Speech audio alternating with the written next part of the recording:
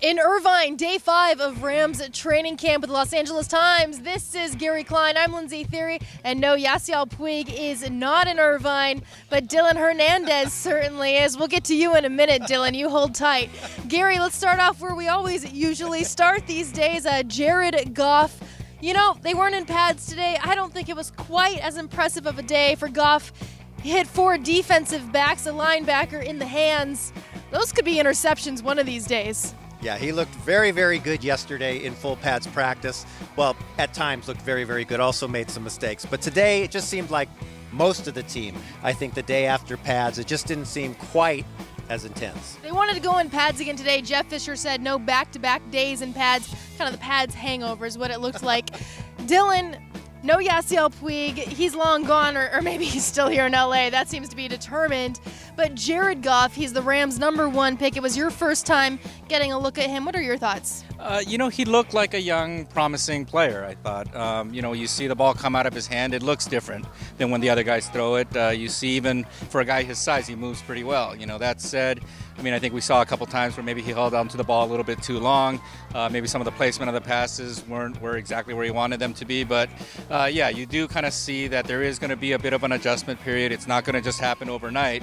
And the question, obviously, I think that everybody has on their mind is, can he get everything straightened out before opening day? A couple of guys Goff is going against, Case Keenum going against them as well. Over at cornerback, opposite of Trumaine Johnson, it's one of the few position battles at camp. Gary, I know you spoke with Jeff Fisher about the cornerbacks. Who does he kind of see standing out for that second role?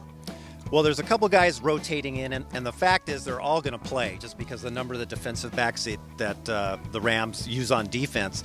But it looks like LaMarcus Joyner has been getting a lot of the reps so far. E.J. Gaines, who played the position, started 15 games a couple of years ago. He's coming off a foot injury, but I wouldn't be surprised if ultimately he ends up as the guy. And then they've got Cody Sensabaugh, who they picked up as a free agent from Tennessee, who's also working in that group, and I'm sure we'll see him play as well. Several of the players continue to comment about fan attendance at training camp practices. Of course, a big turnout on Saturday, which was the opening day, but now it's Wednesday. It's the middle of the week, and they still have a pretty good turnout. Dylan, what do you think coming out here seeing the fans? You think Los Angeles is ready to embrace the NFL? Yeah, this is a pretty cool setup that they have here, I think. There's a lot of space. Obviously, this is a really nice campus. Seems like a pretty family-friendly atmosphere.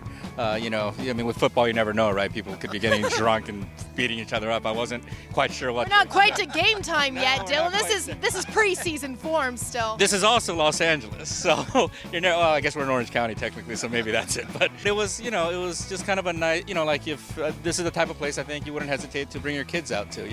It's a nice atmosphere. Obviously, the fact that it is LA, you kind of saw some of that today, and Kendrick Lamar was out here. I think some of the players were probably kind of excited about that. Gary, what's your favorite? Give it. Gary Klein is the one who recognized Kendrick Lamar. Do you know why? He's in a video with Taylor Swift. All right, it's Todd Gurley's birthday. They're celebrating in the background. For us, well, that's the end of day 5.